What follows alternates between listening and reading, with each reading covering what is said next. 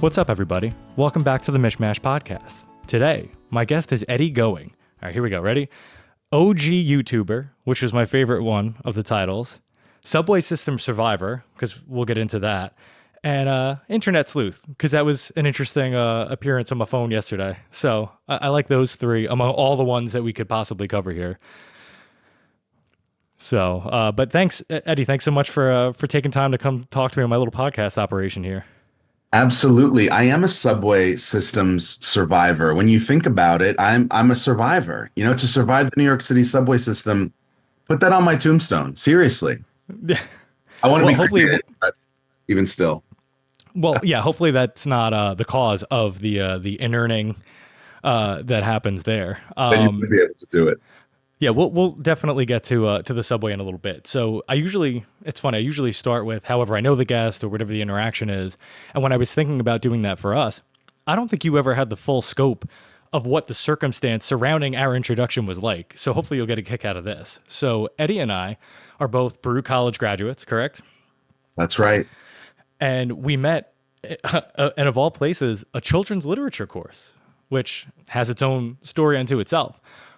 But that class was really interesting for a number of reasons, least of which was the seating arrangement that I was dealing with at the time. So I don't remember if it was 2004, 2003, somewhere thereabouts, whatever it was. Heather and I had been dating for a year or two at that point. And so we took the class together, you know, to burn off whatever additional credits we had to get. You know, it was, I guess it counted as an elective. I'm not even sure. But in that class, there was a girl that I had dated throughout high school, and we broke up. She was like kind of like a partier or whatever. So during the summers, we just seemed to split up conveniently for her, right? And in that class, the first day I look over and her ex-boyfriend, so the guy that she dumped me for initially, is now sitting to my right. But the problem was that she then dumped him for me for another year or two or whatever. So he had more animosity coming my way than I had towards him, right? So he sits down and gives me this like really dirty look. I'm like, well, great. You could have sat anywhere, but you chose to sit here. Then I look, and after I broke up with her at the end of high school, she wound up dating one of her female friends who just happened to be sitting behind me. So I had her then girlfriend, her ex-boyfriend, and then my girlfriend, Heather, all sitting in the same area. It took a couple of days for Heather to find out what the awkwardness was there. So then once she found out, she wasn't too thrilled. So I had three people, basically north, south, and east of me, giving me dirty looks every time we were in that class. And then there was you, the smiling beacon off to the west, the only happy face in the bunch. So I appreciated making your acquaintance because that was a really awkward, 12, 15-week class, whatever it happened to be. That is crazy. I had no idea of that. You never told me that. Nope. You wouldn't have, because it would have been, it would have been too much, I think, to unload. Oh, you can't open with that. No, not at all. But we were on the left side of the room, right? I remember we were more toward the left side, kind of near her desk, right? Yes. The desk. Yes. I remember, and that was an elective that I chose because of just to fulfill a requirement. Ended up being an excellent class. I love that professor. I told you we're still in touch. We'll get to that. But how long had you and Heather been dating at that point? It was not very long? I want to say, I'm guessing it was 2004. That's just the year that keeps popping up for me, because I think by that point I had pivoted away from I had to finish because of the scholarship we were on, I had to finish out the finance degree, even though I knew I wasn't going to use it. So I think I was already working towards the English requirements to get into a master's program at Baruch College. So it had to have been 2004 or 2005. So we were dating for like 2 years, but we were like that old married couple, like right out of the gate, so that's why I didn't think she would have been perturbed by the circumstance at all. But I think there was a little bit, because coming in, we were friends for, 6 or 8 months before we started dating. So she had heard a lot about this girl that I had dated, previously. And I didn't realize that she was interested in me at the time. So, there I am blurting out all this shit. And I guess it just made her uncomfortable. So to be in a class with people that she had heard all these stories about, it was really interesting. But the funny thing is, that wasn't even the craziest part about that class, as, those projects started to roll in. Do you remember that? The video project we had to do? You have to refresh my memory. But what you said was about being, I thought you all met and started dating in high school because of how solid you seemed in college. And that was the only class we ever had together, right? It was, yeah. That was the one and only time. And I think the Facebook might have come out already. And It was brand new. but maybe we It's still under. connected. Did we even connect through there? That must have been how we stayed in touch, or we would just see each other through the halls. Because what year did you graduate? So I graduated in '05, but I worked at Baruch from 2003 until 2009. So we definitely saw each other. And then I guess we have Brenton as a mutual acquaintance as well. So Yeah. there was crossover stuff there too. Because well, we'll get to the YouTube stuff in a little bit, but you were, I knew you just as, like a classmate at that point. It wasn't, the rise to stardom, as it were, right? The internet sensation Eddie going, I think was still a year or two out, maybe more, right? I think so because I started in '03. I graduated high school in '03. So I started Baruch in '03. I graduated in '07. And Brenton, I started YouTube in '05, but I didn't become a partner until around '07, around graduation. But Brenton also hooked up with one of my closest friends, Amy's roommate. So then he That was tracks. tied into my circle through that route. I actually just texted her that last night Well, to remind her of that. so full circle stuff. And this, I mean, God, now it just makes me feel ancient to say this, but I was introduced to the YouTube by Brenton. I remember the day specifically. He was like, dude, you got to check this website out. It's awesome. And it was, whatever memes and shit. Because before that, or right around that time, concurrent to it, there were places like eBaum's World. There were like several different websites that, were sort of like the meme hosts. YouTube was really, I don't know, I guess Vine maybe came a little bit after that. Like, because they had this one, maybe like 2 or 3 year stretch where they were sort of neck and neck in terms of like popularity, in terms of like the output. Obviously, different forms, and lengths of the videos. But I remember him specifically like coming into work and showing me, this website. And I was like, oh, I guess that's cool. Like, and it's wild to think about like that it was a new idea at that point. Yes, and also for me, the only way, because you couldn't email massive files back then, and file sharing wasn't really a known thing. Right. And I would want to share videos with family members. So the only way to do it was to upload them to YouTube and share the link that way. That was the only reason I got on there, was to create videos and upload videos and then share them, because you couldn't share those massive files. That's the only reason I even got involved with YouTube to begin with.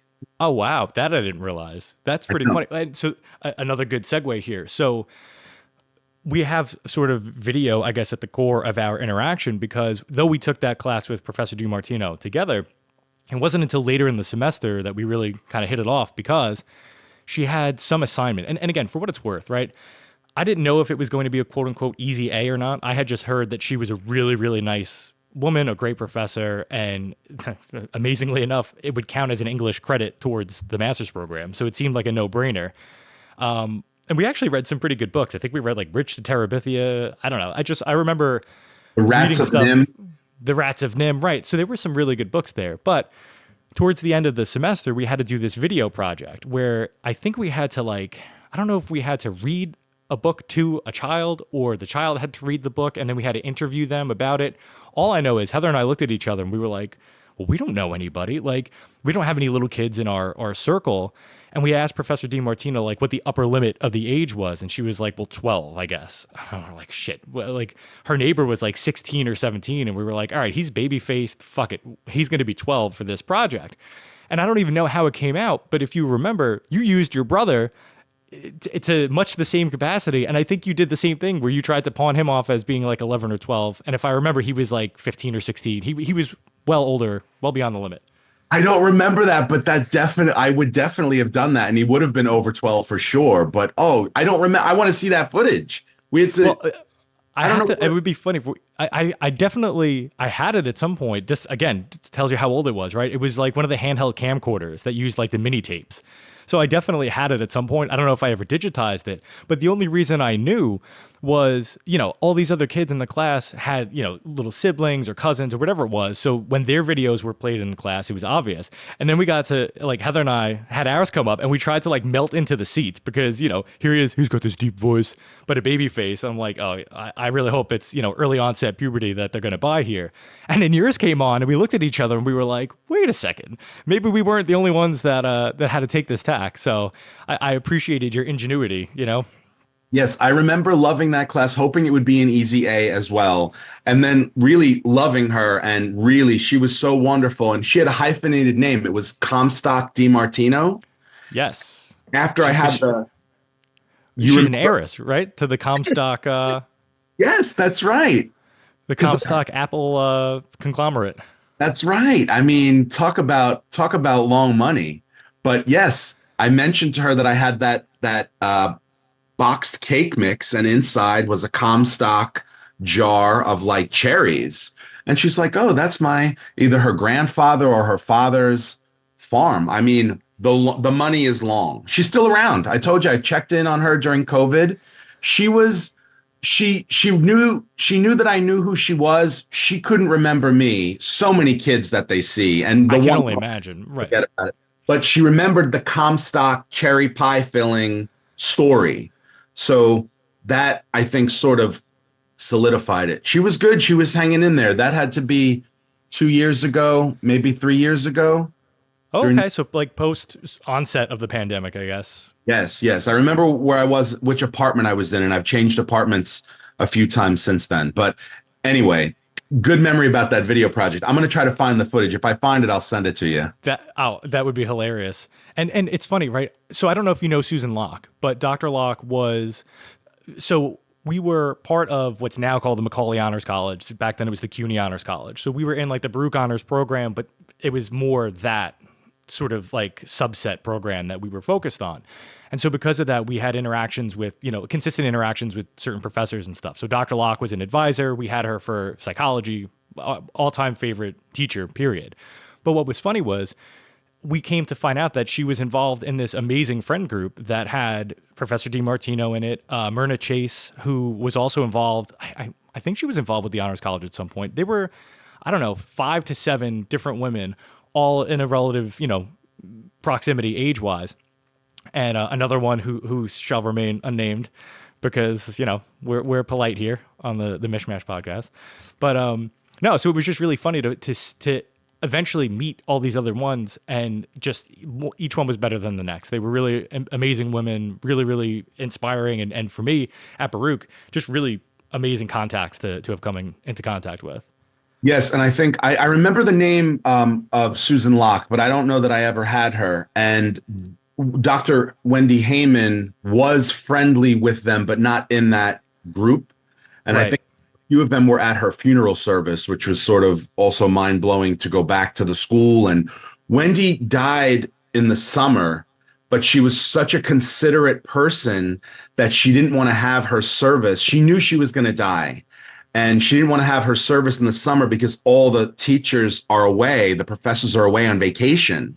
So she was so considerate to have her service when everyone got back, and she did it at the school just so it was really easy for everyone to go from school to it was a memorial service, not a funeral. Right. It was a memorial service. They're not holding the body around. Waiting for it.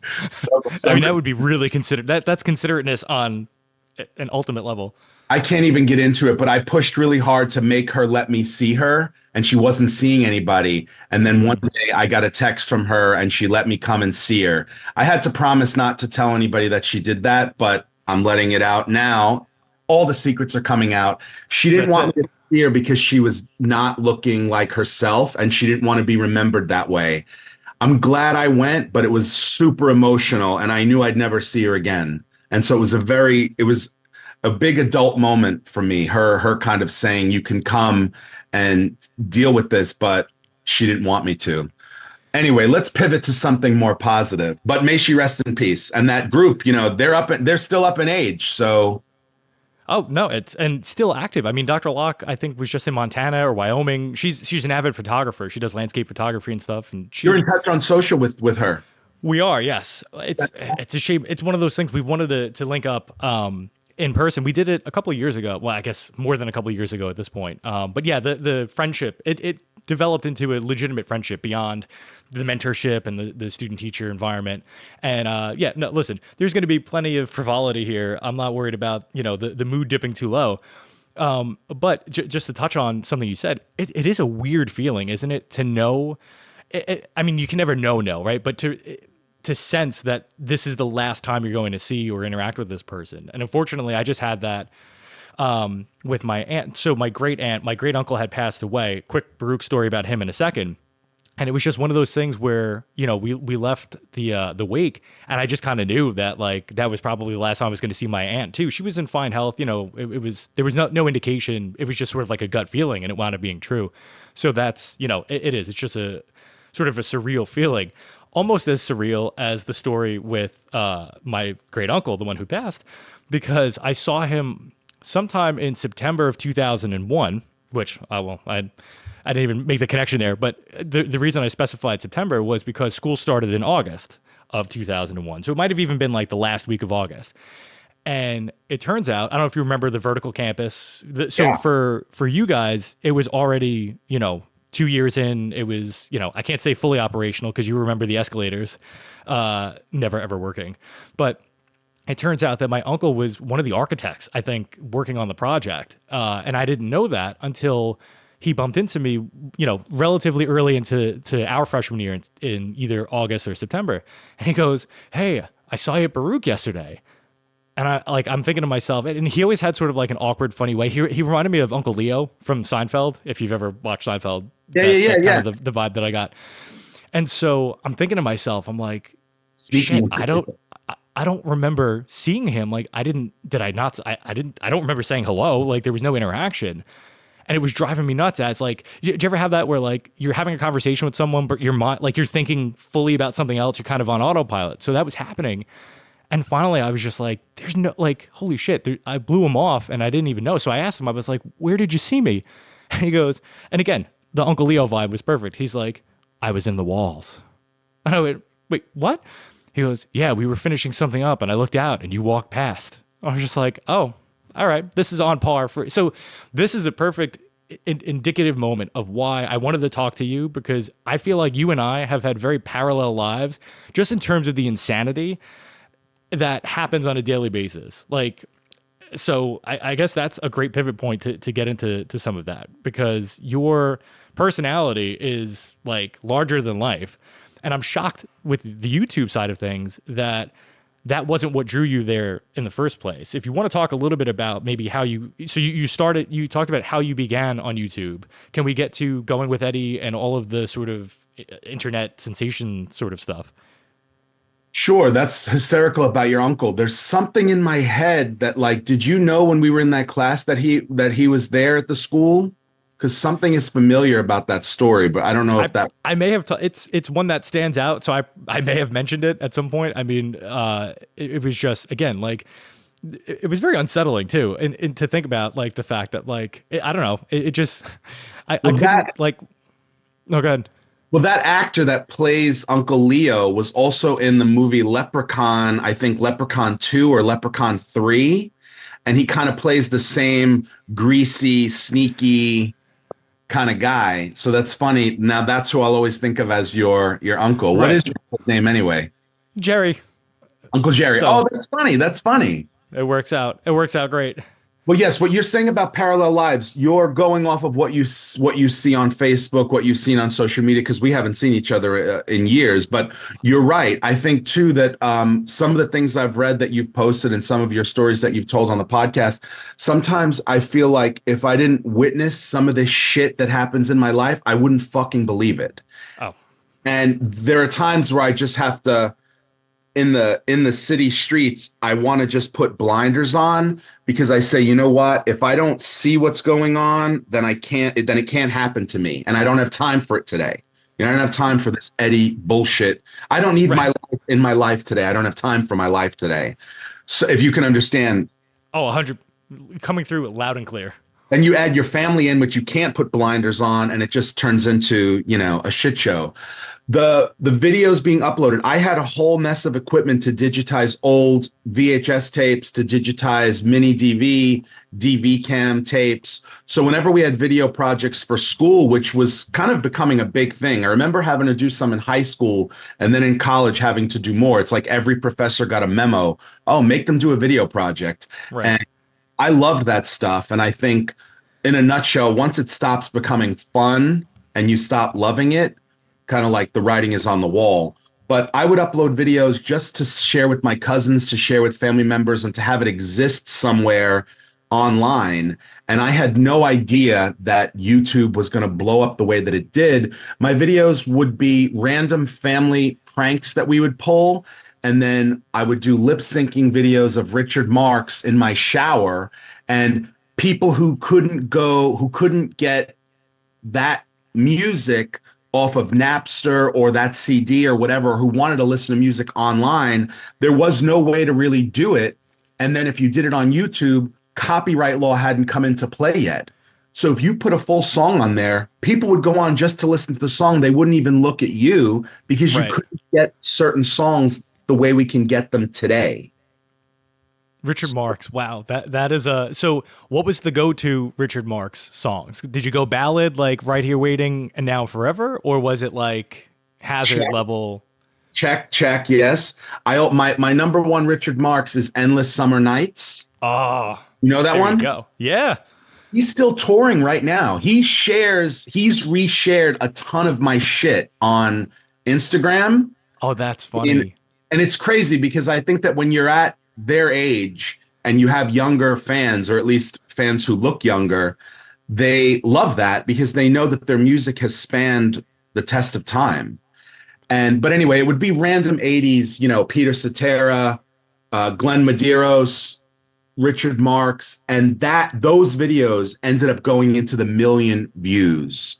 Oh, But wow. then I found out later, once copyright law came in, I got sued by 3 different production companies, one including Sony, Paramount, wow. EMI. I lost my channel 2 times. I ended up never having to pay any big hefty fees. I got slapped with lawsuits, tens of thousands of dollars, because they wanted to try and say, you made money off of our content. We can't prove how much money you made, so we're coming up with this number. And with copyright law, you don't have to go after everyone that does it. You could pick who you go after. And it was a sad time, a crazy time. But then once I got rid of the copyright issues, my channel did take off. I made a great deal of money, which I was happy with, but it does mess with your head. It messes with your head, Matt. Like the whole success of it all at kind of a young age. Your family thinks you're pulling in this money. Your friends think you're pulling in this money. Then we had the reality show. I don't know if you knew about the reality show.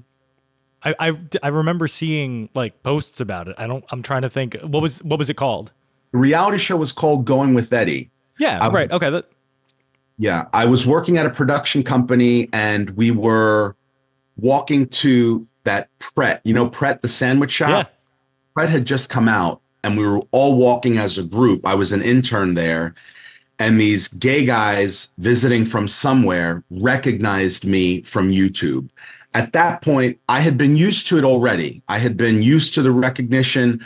I loved it because I wanted to know, what did you look up? How did you find me? And did you leave me a nasty comment? Because the nasty comments, my God, I ended up having to do my eyebrows because of the comments that were made. I replaced all my teeth because of the negative comments. I will forever man. body dysmorphia because you're getting attacked every day. You think about, I was just talking with my friend from Staten Island this morning. I mentioned doing this to her. She calls me almost every day on her way to work. And I mentioned doing this today.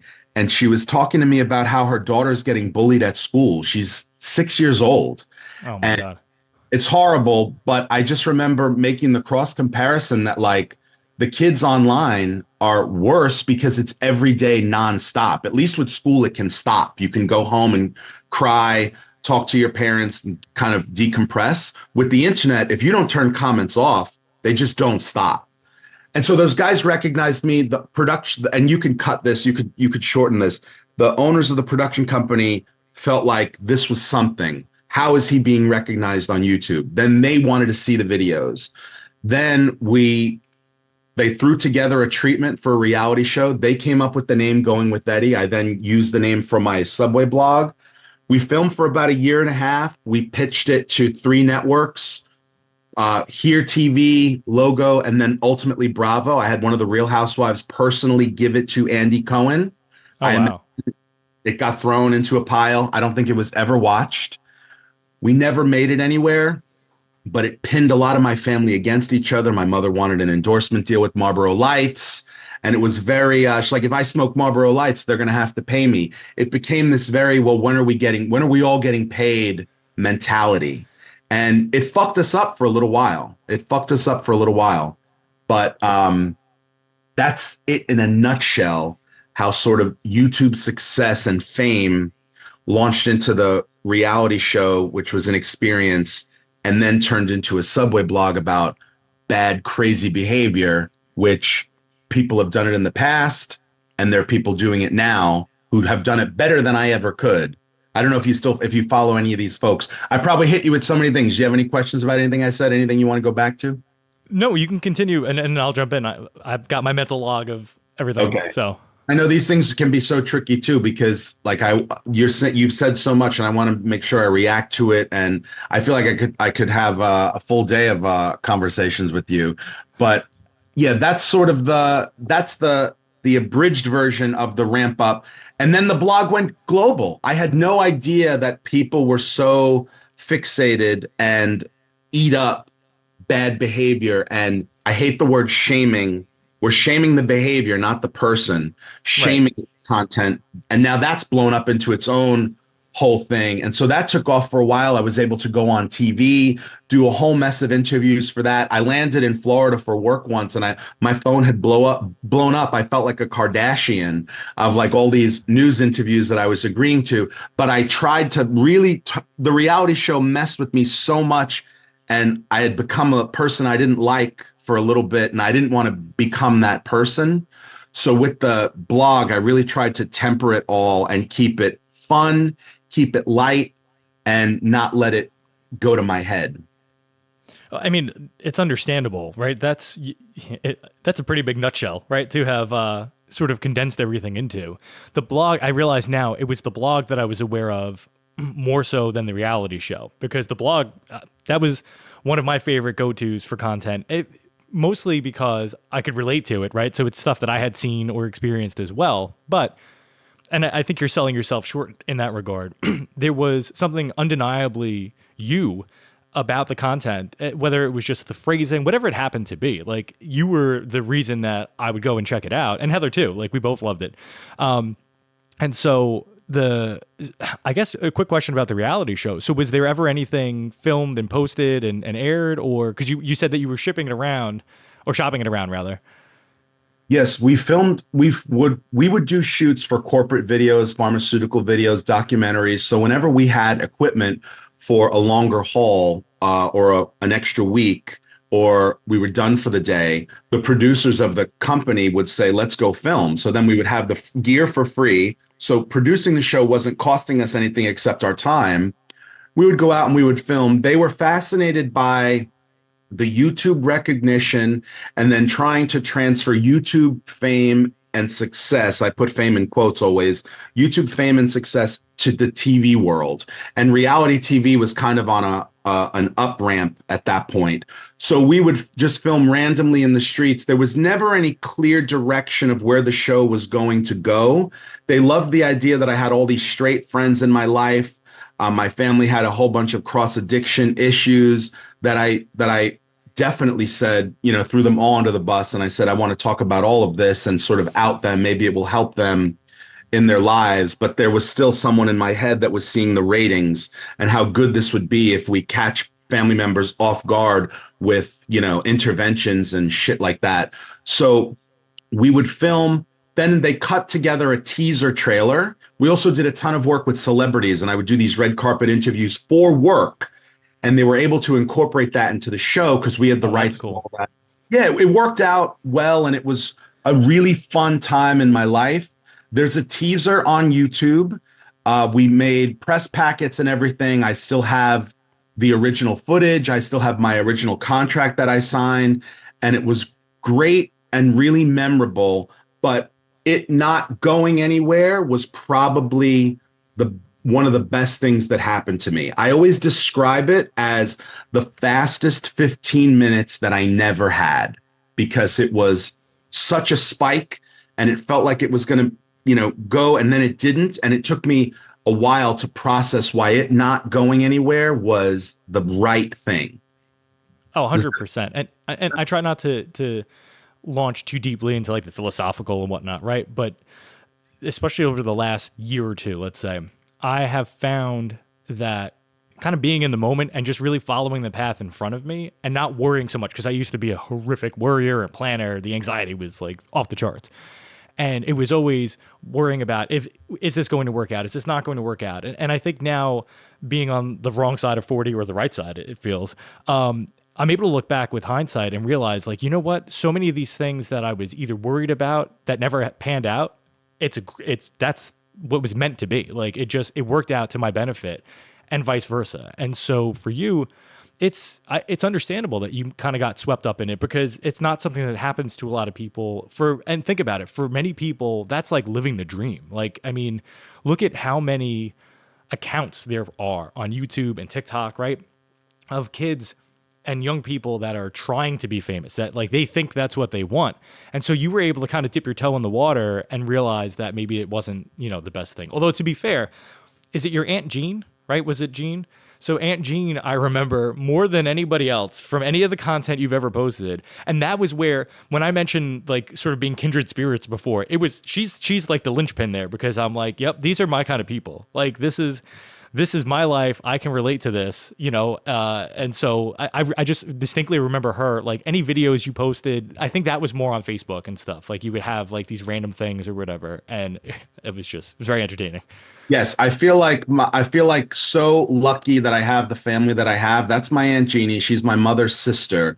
I think that when I said, if I'm going to do this show, I need all of them as my support. They're the supporting cast of my life. I need them to be the supporting cast of the show. I can't carry this show on my own, and I wouldn't do it. So they were all worked in, even though I was going to expose all this shit about them in order to get us a second season. And really, not only it was masked to help with addiction, and also if you could help one person out there who is struggling or their family members are struggling, that was sort of the mask of it. But the reality was, I knew that would expose the real, family that I have. They're all wonderful people, but I think there's a Carrie Fisher quote that was, I think she said, if it wasn't funny, it would only be true. So sometimes finding the funny is sort of like the only way to set yourself up for success. Finding it funny, and finding the funny in it, you'll be all right. A lot of people resonated with her. She gets recognized to this day all over fucking Brooklyn. We were at a funeral and somebody recognized her, and she was ready to get out of the aisle and start signing autographs. And I'm like, we still got a dead body over here that we're paying tribute to. This isn't a fucking book signing. Sit fucking ass down. But then it created a monster, because now when I say to this day, I mean, last week she was recognized singing karaoke in fucking Bay Ridge, and it just doesn't stop. God. But she wishes she could get paid for it. And I'm like, I wish I could pay you for it. It didn't get there. Just be grateful. Right. Well, and I just realized you did leave us hanging. So the gay guys that recognized you, did they leave you a shitty comment? Was it a nasty comment, or how did that all pan out?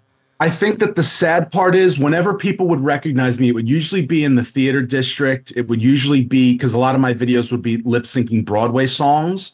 So then I would just go to that musical and I would kind of walk around that theater, knowing someone from the Midwest looked up the show before they came to New York.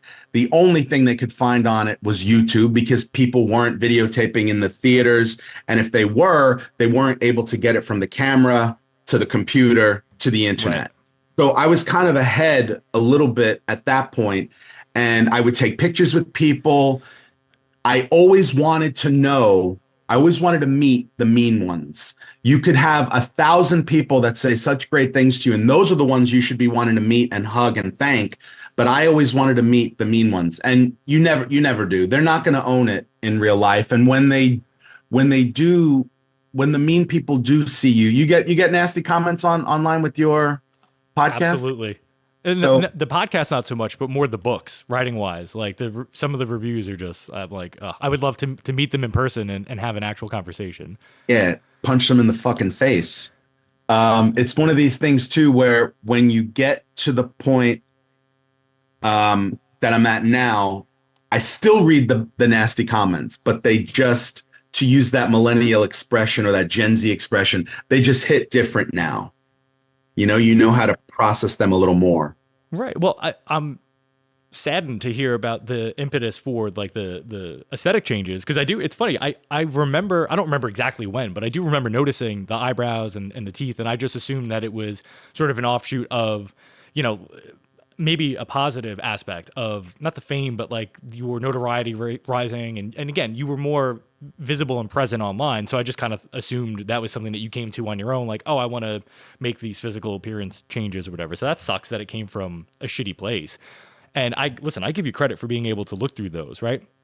My last negative thing that I voluntarily read was, I did a book tour, like a book signing tour in New York and New Jersey a couple of years ago. And, I was given, like, I wasn't there necessarily to make money. Like, the two of us, we're extroverts, right? So we just naturally love people, which is weird for a writer and something that I've tried to leverage. There's the Baruch marketing finance degree there, right? Like, I try to leverage that a little bit because it is atypical for writers. Most people think of, writing being a solitary thing and wanting to be cooped up in a den somewhere, whatever. I want to be out there with people. So I was giving shit out left and right. Like, I had, prizes and, whatever, all that kind of stuff. And I remember after the tour coming home, a couple of days later and finding this 1-star review, which I'll get to that in a second. Oh, fucking 1 star, 1 out of 5 stars, that just said, not my kind of book.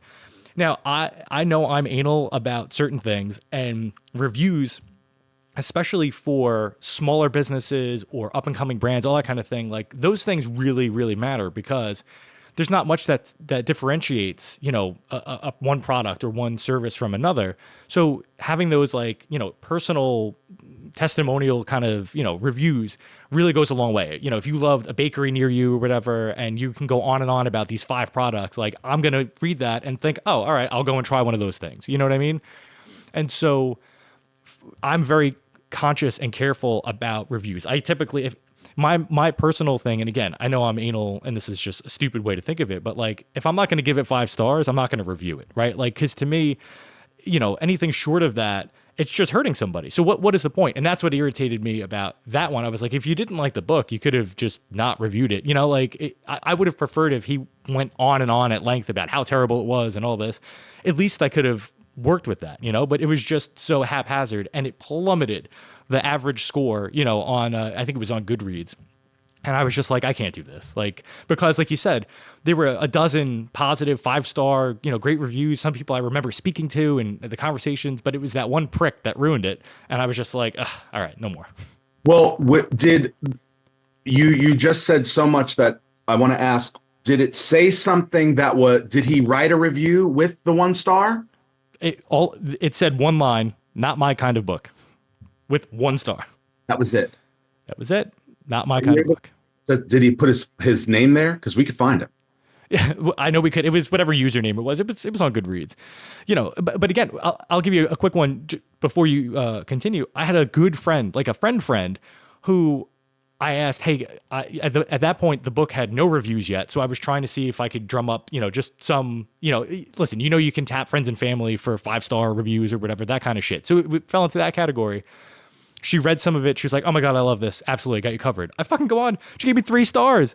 I was like, dude, what are you doing? And she's like, what? I loved it. I'm like, so then why didn't you give it 5 stars? She goes, well, I always give 3 stars. I'm like, well, you just killed the average, and again, that's when I realized that not everyone looks at reviews or ratings the same way. And I was just like, all right, maybe I need to not get involved with this. I agree with you 100%. At that point, it's like, don't even fucking review the book. And I would end up telling people, I would force my family to review the book. That's first and foremost. And it would be 5 stars. I would say, you know what? I'm logging in as you and I'm reviewing. Give me your fucking phone. Right. But with reviews, what I've been doing lately, and I think you'll appreciate this, I just thought of it the other day. Even if it's a 1 star review, Matt, that I would give to a restaurant or a bar or a venue, I'm still giving it 5. And then I'm writing a truthful review.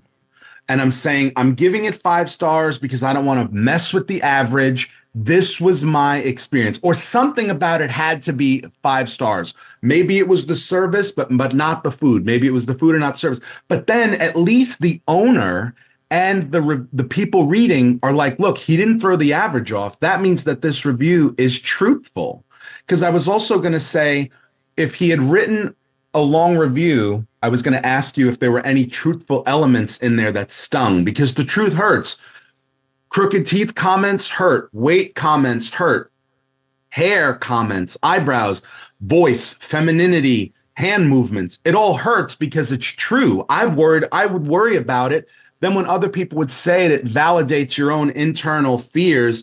And your family could tell you, oh, don't worry about that. You're just big bone. Don't worry about that. Your teeth are fine. They look great in pictures.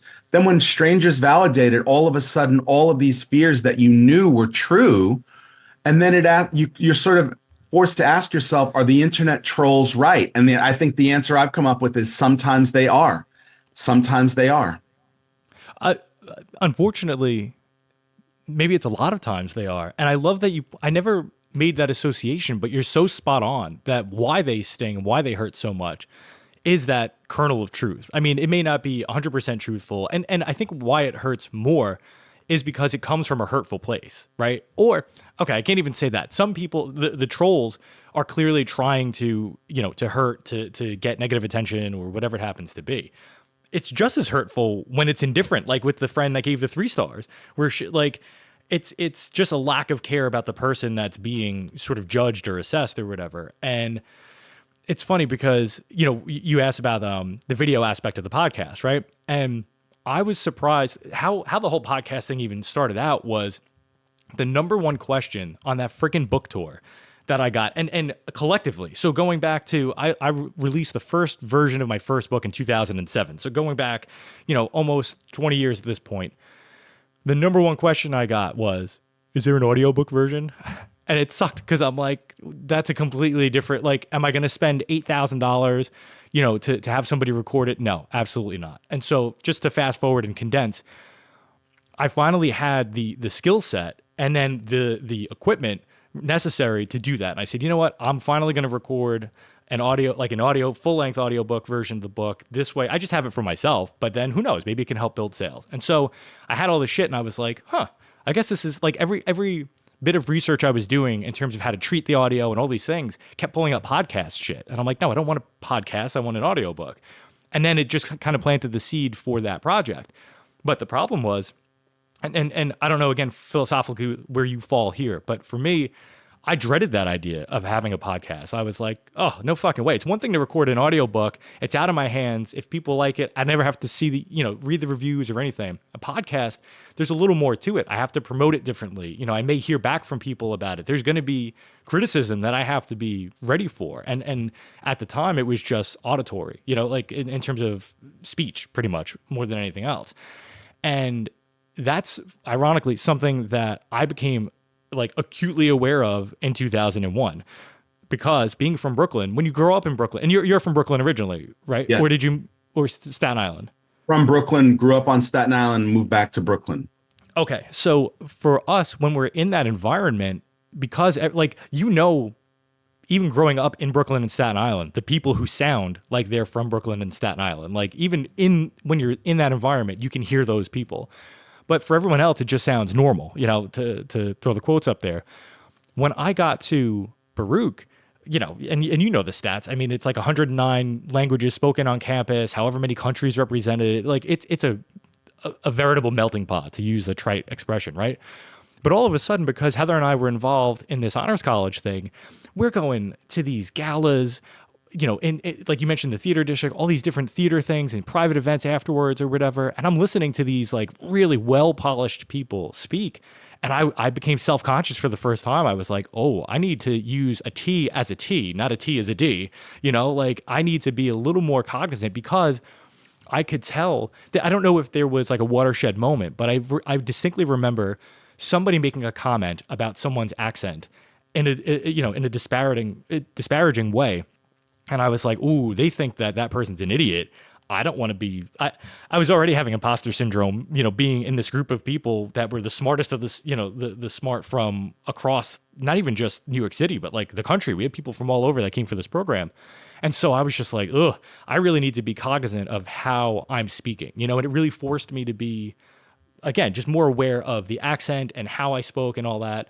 And to the point now, like I've lost track of the number of times that people don't realize I'm from Brooklyn or from New York. It's just sort of like that generic American accent. My international friends, different story. They very much can tell that, I'm from the US. But that's a whole separate thing. But the point is that that's something that I was aware of going into this podcast. And I was like, you know what? Like, yeah, people might have shitty things to say about my voice or whatever it happens to be, but I've already had it. I guess I've already processed that. And so I'm not one to let something that I'm fearful of keep me from doing it. If anything, it makes me want to do it even more. If it makes me uncomfortable, if it makes me, afraid for whatever reason, that's usually an indicator to me that that's something I should explore and pursue. And so that's how I got into the audio side of the podcast. The video was a separate story. We'll get back to in a second. That makes perfect sense. And I think that what you're saying too, people probably told you need a podcast. You probably have heard that many times, right? Between your stories about your family, your life. Oh, yeah. Relationship. Before I forget, I go back to the school pretty often. Part of their executives on campus mentorship program. You should. Oh, cool. Would you ever be interested in doing this? It would be a trip for you to get there. But I would. I absolutely would. It's more the imposter. So, right, the imposter syndrome thing just skyrocketed once we graduated and everyone sort of went off in their professional directions, because I got that master's degree and I was all set to get into the classroom and go for it. And Heather got pregnant, of course, right? They always have to ruin it. And so Bloomberg had a hiring freeze. And before I knew it, the hiring freeze was still in effect and we had a newborn. And it was like, all right, what's easier? Me to jump back into the classroom, or Heather to give up this corporate career for however long and try to get back in later. I said, you know what, screw it. I can write. I'll use the downtime differently than she would, and I'll try to just sort of parlay that. So for me, I've really just been a stay-at-home parent for 14 years, right? And I've used the time to do writing and podcasting and all this other stuff. So in terms of that executive, mentorship thing, it feels like a real narrow swath that I'd be able to help out with, Well, do I look like an executive? I'm not an executive at all. And I've been formally diagnosed with imposter syndrome too. I'm waiting for my medication prescription to get filled. No, I understand exactly what you're saying, but what you're not realizing is people at school aren't even thinking about that possible scenario that you end up with in a relationship, you get out with your degree, and then you have to think about starting a family. I think you would be excellent at it. It's mostly a mentorship program that I just did it a few weeks ago. It's great to always go back to the school. They're always asking for money. I'm sure, the Baruch is calling or sending shit in the mail. I look at this as my way of giving them something of value without having time. Yeah, exactly. You were in the honors college, so school was covered for you. It was, yep. Nick was in the honors college as well. That's my boyfriend, Nick. But I was not in the honors college. So not only did I have to pay the tuition, which at the time felt expensive, now it was a drop in the bucket compared to what people paid for private schools. But I think that you would be great at it. I'll send you the info. I'll get your email. I'll send it to you. You could decide if you want to do it. They used to do virtual during COVID. I've done this program since even before COVID, but I think you'd be great at it because you're providing not only the career that you have based on the degree and how your degree helped you get to where you're at, but you're giving people another perspective of what to think about because you didn't plan for that to happen. You didn't plan for it. And then it was the decision you had to make, which ended up being the right one. So, and I know about imposter syndrome too. You could probably do it. You probably have done a whole episode on that. You could do a whole episode on that alone.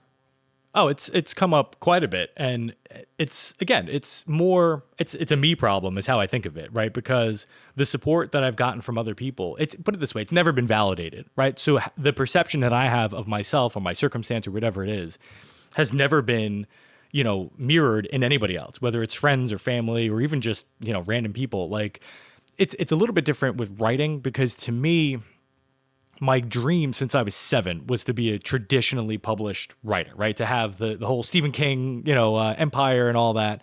And so to have self-published felt sort of like a cop-out. Like, I appreciate the experience that I've had with that. And that was absolutely, like you said, the right way to go for the time. Now I'm finally pursuing that traditional contract. But the problem for me was, how can I call myself a writer, right? Like a professional writer in that regard, when, somebody else can just go to Amazon and open a Word document, just hold down one character key, fill up 110 pages, and then sell that as a book right next to mine, right? Like that, there's no vetting process. And so I think that's where the imposter-ness sort of came in. But really, and again, it's parsing language. It's there's more to it now, and I'm more comfortable with it than I was before. But it is, yeah, it can be really crippling. I mean, it's something that I think a lot of people struggle with, depending on, where they're at in their lives and what's going on. I feel you. And my brother is a writer. I think that if anything, he would want to self-publish just to get his work out there. Look at Gypsy Rose Blanchard. She became an author, but she had to go to the lengths of having her mother killed in order to get that level. Or you've got to be on a reality TV show selling your soul on Bravo, or you have to commit some type of murderous plot like the Chris Watts. I don't know if you know about Chris Watts, The Family Next Door on Netflix, but it's like fame has become so, while it is democratized, it's also insane that lane is sort of clogged with people who shouldn't be in it. And then the people who should, who want it, who have had a passion for it since they were kids, the only way to get your foot in the door is to self-publish. My grandma's husband self-published a book about 9/11. So I know it's a lot of work to do it, but I still think it's an accomplishment. I know that I'm not here to fan your ego, but it's a huge accomplishment that a lot of people will never have because they're afraid to make that jump. I appreciate that, and it's 100% true. And I recognize now, again, with hindsight and being more comfortable and confident in where I'm at in my life and who I am now, because I had, it wasn't imposter syndrome struggles, but you mentioned before, about the appearance comments and stuff hurting, right? And for me, that's something I've been self-conscious about for my entire life until literally until the last year and a half, when I finally found, my way through weight loss and just all of that stuff. And it's one of those things where it just sort of colors everything about your interactions with people. Like, I was never self-conscious again about how I sounded or whether I came across as intelligent or not once I fixed the Brooklyn accent, obviously, right? So it was always just that, I don't know, that crippling feeling of like, and then you can't help, and because you went to high school in Staten Island, right?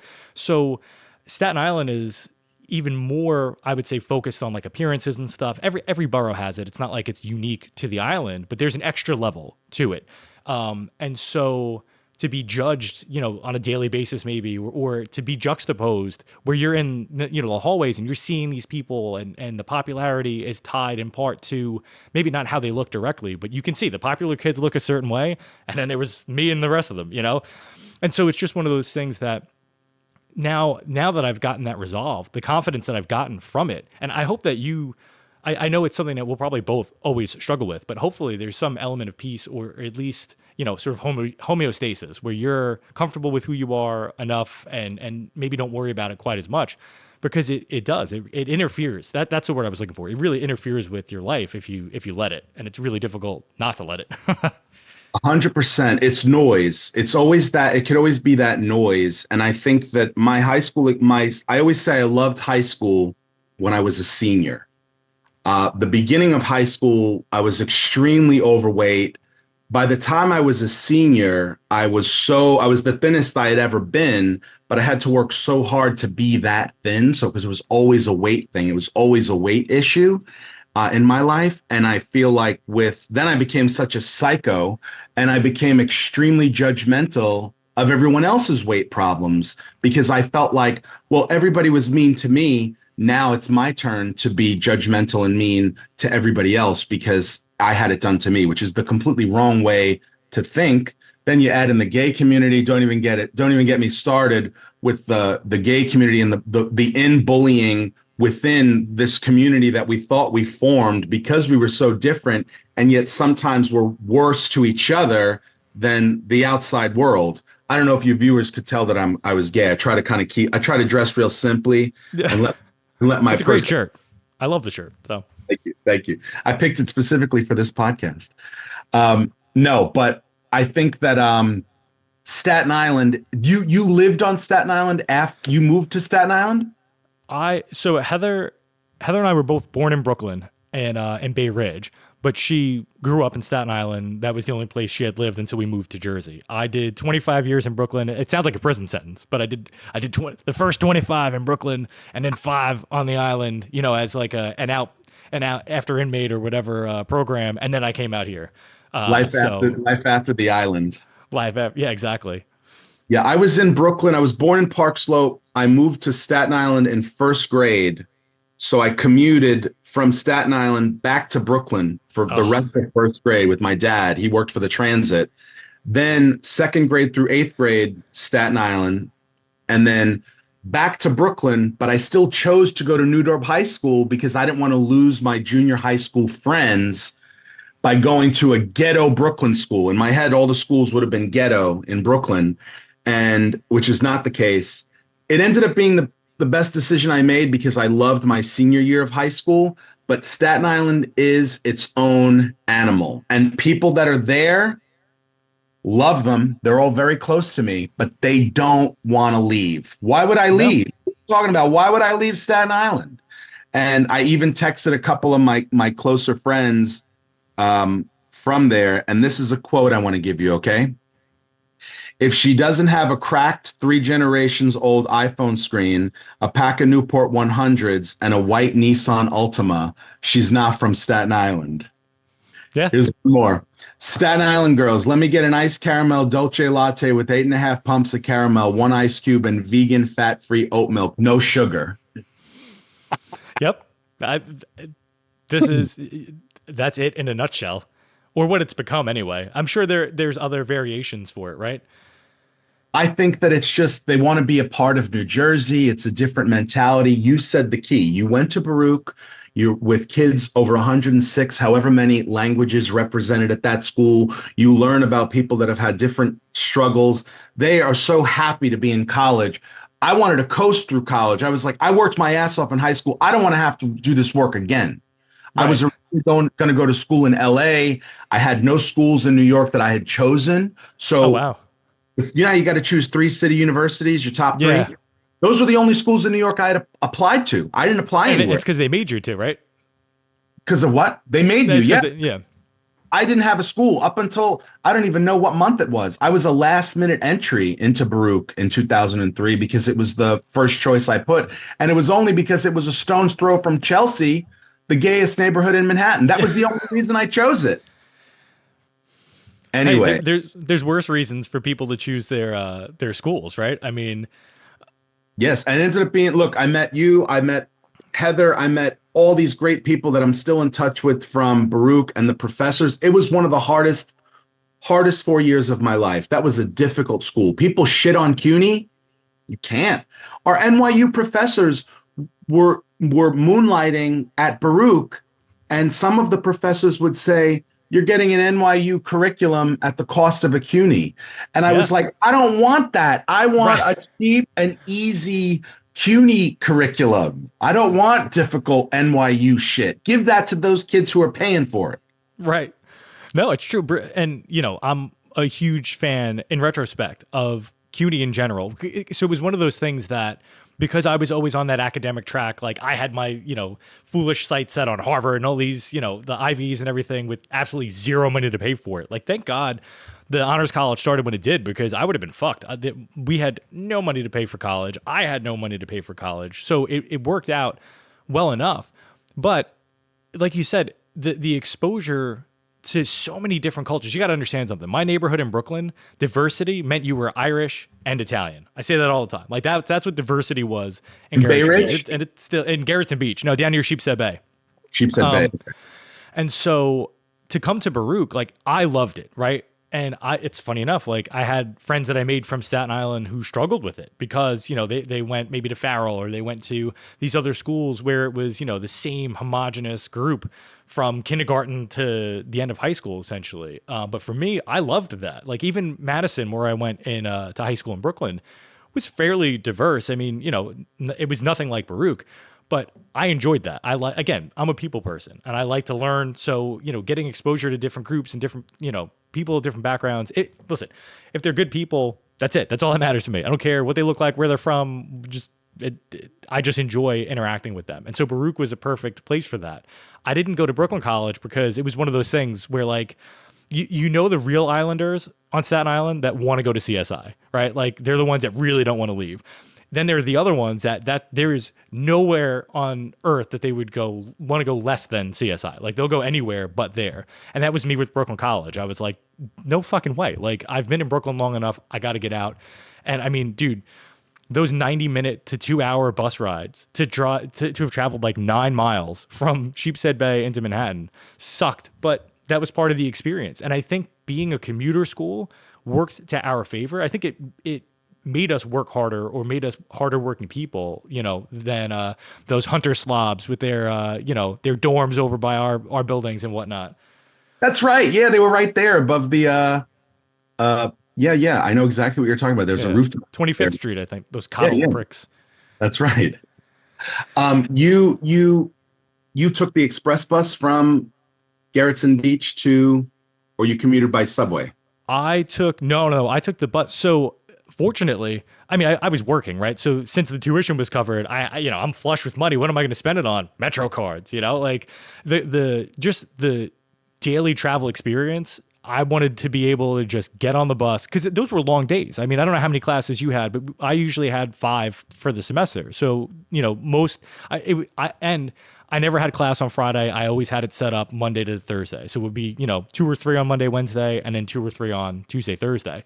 So it was a long day. So I just wanted to be able to hop on the bus, pass out with my headphones on and, wake up. I didn't want to have to deal with the bus to the train. And now there's a detour, I mean, I guess we do. This is a good time to jump into the subway in a second. But I had had enough of that. I was good. Were they wraparound headphones with They were, yep. No. So I learned, because this was the thing, people somehow were still sociable then, and they would try to talk to me on the bus or out in the street or whatever. So I eventually shifted to these and like just obnoxiously large ones, because I found that really sort of like sent out the message of like, this guy, he's not here for it. The kids from Farrell used to take the bus with me to Brooklyn because there were a handful of kids that went to Farrell from Brooklyn. And they would wait until we were going over the bridge so that the driver couldn't stop. And they would fucking start fist fighting each other, throwing Snapple bottles, losing their mind. I'm literally the only public school kid on the bus, city bus. And it's all other regular people that are coming from work, and they're screaming at the kids to stop. They're not stopping. They're pulling hair. And then at one point, this redheaded kid sneaker gets thrown out the window on the Verrazano Bridge while we're going. God. So then, joke's over. Everybody's got to get off. He's like, where's my shoe? Where's my shoe? We all knew where his shoe was. Right. Snapple bottles getting smashed. It was out of control. And that was the S79. I was just going to say, it's the 79. The bus driver didn't want to stop at Farrell. He would skip the Farrell stops because they were animals. I loved it. I also was like, I could see a couple of gay guys in that crowd, but they weren't out. I wasn't out, but I remember thinking it was kind of wild going to an all-boys school, being closeted on Staten Island. Anyway, the subway, you missed the subway? You missed the New York City subway system? I don't, but I look back on it fondly. And I say that realizing now that I walked from Baruch to the ferry every day that I worked because of how just awful the subway wound up getting. That was mostly because of like all the stoppages. Like, I'm sure you know what it's like, in December or January, middle of winter, 5, 6 o'clock on the on the 6 train. You're asshole to elbow and people with the bubble coats, like it's just unbelievably claustrophobic. And I was like, you know what? It's going to take me just as long with all the stoppages and all the bullshit because somebody decided they were going to, train surf and then someone else is laying down on the tracks just because like I just got tired of it. I'm like, I'll fucking walk. There's my cardio, for the day. I do feel like there's a certain sadness to it now. Maybe this is because I haven't lived there for so long or whatever. I always sort of looked at it as a colorful place. Like the subway was a fun place to be at one point, because of all like the wackiness and shit. Like, listen, if I'm coming home from a concert and it's midnight and I'm in Times Square, I'm sitting in the corner of that subway car talking to myself, and making wacky faces and shit because I just don't want to be bothered. I figure the only ones that are really going to mess with me, are the really crazy ones. So the rest of them would just kind of carry on. Now, I don't know. It just feels, like I said, it just feels sadder, like the state of things now versus back in the early aughts. What I will say, I think also when you rewatch this back and you edit it, or whoever first watches it, or if Heather gives feedback, if I feel like we've touched on so many things here, which has been great, which is to your point, it's a Mishmash podcast. I think you could have done a whole episode just on Staten Island high schools. I also have a handful of people that I would want to pass your way to do a real episode on Staten Island. The subway system, I always describe it as this. It's one of the most sophisticated, what could be well-oiled machines in all of New York. You can get from the bottom of Coney Island to the tip top of the Bronx for one fare, $2.90. And I think that when it runs smoothly, it is a dream. When it's in a station, doors open, exit, enter, next station, please. It's the people that have just destroyed it. So not only the people that lay down on the tracks and subway surf, but it's the people who take up multiple seats, the people who block the doors, the people who are playing the loud music, the people who are screaming, the people who are fighting. And it's just made it this thing that it's not supposed to be. And it's sad because when I still ride the subway almost every day, and I have mostly great subway rides. Knock on fucking wood, please. I don't want to jinx myself. Right. But when it's bad, it's bad. And when it's stopped, something that should only take you 20 minutes ends up taking 90 or even 2 hours, God forbid. That's insane. You're like, I should have just walked. I'm stuck down here for an hour. And, I always blame the victim. I always victim blame, meaning somebody down here caused this. There's only absolutely. I don't want to hear ever again a fucking medical emergency. Like, and that more than anything else was what used to freak me the fuck out because I so often it wouldn't be an actual emergency. It's somebody like just walk the 6 inches through the doors, lay down on the fucking platform, and let the rest of us get on with our our day or night, whatever. The humiliation that I would have in my brain knowing that I'm essentially slowing down hundreds of thousands of people, because when you think about the trickle-down effect of medical emergency, I would rather be dead. I'd rather be dead than know I'm slowing a city down. And I know that sounds a certain way, but it's really how I feel because I've seen somebody faint before and we all banded together and helped them, but we weren't going to pull the emergency brake. People pull the emergency brake and it's like, no way, we're not. Nope, don't touch that. Even if there is an emergency, a gunman, you don't want to pull that and then we're stuck here with the gunman. Look, charge the gunman. I'd rather get shot than pull that emergency brake. Absolutely. And listen, the stops aren't all that far apart unless, you're coming across Manhattan Bridge and then you can sit there for 40 minutes heading to or from DeKalb. Like why do we want to be on the bridge? Because then we can't get help to this person that needs it. It's just the emergency brakes. I think they have to be there to check a box, but they shouldn't be there. But yeah. I also think that they cleaned up the subway a bit during COVID. COVID was kind of a wild time because they were supposed to disinfect those trains every night. That they didn't. They were saying that they were doing it. Hell no. No, there's nothing more disgusting than a subway handrail. Like it's just, and I'm not a germaphobe by any stretch, but it's the subway that made me start carrying one of them little travel things of Purell just because, because you forget, you rub your eye and now you've got, but again, glass half full, I think our immune systems were boosted by the experience of that daily travel. And yeah, it's funny we say all this. In a couple of weeks, I'm taking two of my kids and two of a friend's kids. We're going to go through Staten Island because I don't think they've ever taken the ferry. So that's fun. You know, the ferry's its own separate thing. That's an hour unto itself, right? And then we're going to take the train from the 4 or the 5, I guess, up to Yankee Stadium. So that's going to be the longest train ride I've had in like a decade. So I'm looking forward to it. I think it's going to be, it's going to be fun, again, because of the colorful characters. I mean, I'm sure you've seen chickens on the subway. I'm sure you've seen, all kinds of shit, mostly naked, if not fully naked people. Like, it's just, but again, that's New York. So Snakes, bats, chickens, pigeons, whether pigeons are there by choice or not by choice.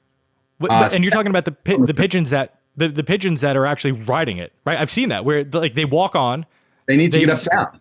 Yeah, and they're hanging out, on the floor. It's not like they're panicking or whatever. And they'll ride it a couple of stops, and then the doors open and they carry on their way. So, but again, I'm a rules follower, so I did wonder whether or not they swiped or if they just ducked under the turnstile. There's a lot of that, and I don't judge everyone. Listen, maybe you're not in a position to do it, but COVID. So I do have a question for you about where you were living during like 2020 in the city specifically, because I remember by May, so everything shut down here in, I think it was March 13th or 14th. Mm-hmm. So by May, by Memorial Day weekend, I was beyond fucking stir crazy. Like I was, dying a slow death because of the lack of like social interaction and just all this shit. And I remember I was just like, I think it was like a Tuesday night, maybe right after Memorial Day weekend. I told Heather, I was like, get the kids in the fucking car. We're going to go to the city. Like, I don't care. I've been hearing all these stories, cause you didn't know what the hell was going on at that point. And so I remember I drove in, I was able to park in Times Square, like street parking at 6:00 on a Tuesday. I wound up going to the intersection of 42nd and 7th. And I was able to stand through 3 consecutive light cycles, videotaping or recording on the phone. And there wasn't a single car that came in any direction. It was as close to the post-apocalyptic Walking Dead world as I've ever seen. It was so friggin' eerie. But we were living in Jersey. It sounds like you were either in Brooklyn or Manhattan at that point, right? Were there people when you went? There were people. What you said you went there during May and people were out? There was one fucking guy who was trying to get me to buy his CD. And I was just like, if this isn't New York in a nutshell, like with everything going on, and there were 2 cops at some point that were just, standing around. But that was the only guy. There was like, newspapers, like tumbleweeds, like just rolling through. And it was so surreal too, because I'm looking up and there's like the ball, right, for New Year's Eve. And I could see it, I forgot. I don't think they had changed anything yet, but still like just the environment of like standing there, picturing what it was that time last year, asshole to elbow. You can't move in the summer, at that time of day, 6:00 on any weeknight. It was just a wall of people and there was nobody. I'm going to use that asshole to elbow expression that you've used. I love that. I do live in Brooklyn. I did live in Brooklyn throughout the whole pandemic. I lived over in downtown Brooklyn by DeKalb Avenue during COVID. I got a sweet COVID deal that you'd never again see in the history of our lives. I'm actually moving back to downtown Brooklyn at the end of next month. But I did go into the city. I was one of those people that broke the rules. I was in the city. I needed to be social. I still had an office I could go to. I still had friends that were willing to break the rules. I was one of the first people that got tested for the antibody, at least in my circle. So I knew that I had it and I felt safe. I think that in hindsight, I know all the positives about COVID. And I think that as humans, we tend to push. When I say positives, I mean reconnecting with yourself and appreciating what we had. And you don't realize what you have until it's gone. And during COVID, it was gone. Yeah. And the sadness and the unknown of this thriving city that I'd rather slit my wrists than have to go through Times Square. Now I'm here and it's empty. And people travel from all over the world. And I want to stand here and complain about how much I hate Times Square. How dare you, Eddie? Like, now it's gone. Now you have nothing to complain about with crowds and anything because it's gone. So it was that unknown.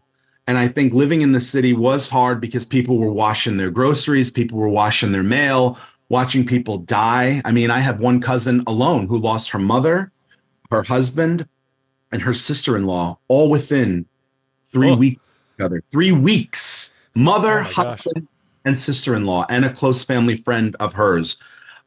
It's just one of these things where it was such a nightmare.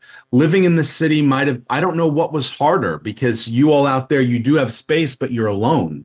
Here, we're alone. We have less space, and the subway was still running. I mean, if you think, I think the subway ran with no people on it all the time. Anytime I was on it, was empty. We were drinking in the street, drinking champagne in the streets of the West Village, meeting random people, just not knowing if the world was going to end, and also not knowing if you were going to make it, because whether you were vaccinated or not, you just didn't know. And I have psoriatic arthritis and psoriasis, so I take a medication that weakens my immune system. So I Yeah. was one of yeah, and you could get the vaccine, you could get in that first group of the vaccine by being elderly or weakened immune system.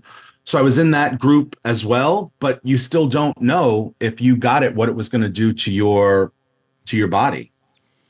Yeah, it's wild, and it's weirdly reminiscent of like the AIDS epidemic, right? Because that was the same sort of scenario where it started to build up, and obviously it never reached the same level. It's not transmitted the same way, but in terms of the fear, I remember the culture surrounding it, and then the uncertainty, because you hear these stories. Did you ever see the movie Philadelphia with Tom Hanks? Yeah. Yeah. So yeah, so thinking of that, like hearing rumors of like what could happen, or just all these different things, and then with COVID being so like mutable and having all these other weird things that ultimately did happen, these side effects sort of syndromes and just illnesses, it was crazy. And I think it was probably worse. I would imagine it would be more confining feeling being in the city, because you sort of feel trapped. Like you said, we have the space out here, but it was also weird. Like you said, the subway was still running, and it was probably, I mean, how weird must that have been, right? To just sort of stay in one station and just kind of watch all these empty trains going past. And it must have been bizarre. I know for us, one of the big changes was there wound up eventually being a spike in speeding tickets, because there was nobody on the roads, no cops, there was nothing. So people were doing 120, 130, flying up the Garden State Parkway. So they finally had to start putting like signs up, because, it was wild. And I think like that made me appreciate people more. For as extroverted as I am, I'm also sort of misanthropic, because again, people leave 1-star reviews and they can go fuck themselves. They say mean things, like just to put it all together. But like looking back on my time working in Manhattan and being there, it really was the people. Like, listen, I try to keep a certain, this isn't like a manufactured, persona that I put out there. I just mask the crazy really well. There was a lot of like stupid shit that we would do during the Baruch days. Like I used to love, just on a lark, especially not in the summer, because obviously, our classes ended in whatever it was, May, I guess, right? So usually May or June or something like that. I would just stand on the corner over by the Flatiron building with one, like a hand over my eyes like this, and I would just point. I wouldn't say a word. I would just stand and point. And eventually someone would come up and say, what are you looking at? And I would just say, do you see that? And I would wait, and a crowd would eventually build, and they would start talking to each other, and I would just sort of slip away and then cross the street and just watch this group of people all pointing at nothing and not knowing what the hell was going on, and like, there was always stupid shit like that happening, and then all of a sudden with COVID, it wasn't. It was a bummer. I love that. I love that you used to do that. You did that when you were in college, you said? I did, yeah. It was, yeah. Again, the maturity level has, changed significantly. Maybe not. I think in a way though, but when people say, oh, never always keep that child alive inside of you, and it's like, on one hand you do that, and then when you do keep that child inside, people call you immature. They say, what are you doing? You can't win for losing. Right. And I love pranks. I mean, I think pranks really bring people together, and a good prank deserves to be archived, documented, and, forever saved. I think that, what you said too about commuter schools, so many good things. I'm going to watch this back. So many good things you said about commuter schools making us harder workers and to appreciate the things that you work for. Absolutely. Absolutely. I don't know how kids would go to school. I wanted the Dawson's Creek like experience. I wanted to go to liberal arts school in some Cape Side town in North Carolina or Massachusetts at one point. Then I wanted the craziness of LA, but still a private school, and join a fraternity, and be on campus. But we didn't get that with Baruch. We got a completely different experience, which then turned us into the people that we are today. And you said before, you don't know how I'm dealing with all that stuff. I am so lucky to be mostly happy all of the time, which I think is a goal. I think that's the goal. You know, you're never going to be 100% happy all the time. You're never going to be, if you're mostly sad all of the time, something you got to look at. I almost had a plane crash going into Vegas, flying in. It was the windiest day since 1978. You probably heard about it. People were screaming. We ran out of gas. We were running out of gas. That was Oh one. my God. Couldn't land the plane. We tried to land. They landed, and then they went back up into the storm. This was this past March. I fly all the time. This was the only time I had to really put my whole life into perspective. And I was like, this is it. I said my goodbyes through text message by giving updates. This is what's happening. I don't want my last text to be, can you fucking believe she's eating a tuna fish sandwich, this bitch? So I wanted them to be meaningful text messages. And I think that when that happens to you, you're forced to ask yourself, how am I doing right now? And I was very happy with my life. And I think that's the goal. And if you can't come up with that, but you can see what am I unhappy with, then that's what you gotta focus on that and go after that. So Yeah, something before.